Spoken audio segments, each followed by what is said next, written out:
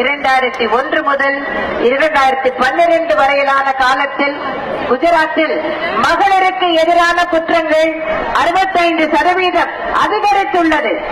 தமிழகத்தை பொறுத்தவரை இது 29% குறைந்துள்ளது. அதேபோன்று சாதி மத கலவரம் 2005 முதல் 2013 வரை குஜராத்தில் 479 ஆகும். தமிழ்நாட்டில் இது 237 தான். பொது விநியோக திட்டத்தின் கீழ் அதிக மக்கள் பயன்பெறும் மாநிலம் தமிழ்நாடு. குஜராத்தில் இதற்கு நேர்மாறான நிலைமையே உள்ளது. பொது விநியோக திட்டத்திலிருந்து உணவுப் பொருட்களை கள்ளச்சந்தையில் விற்பது குஜராத்தில் 63%. தமிழ்நாட்டில் இது வெறும் 4% தான்.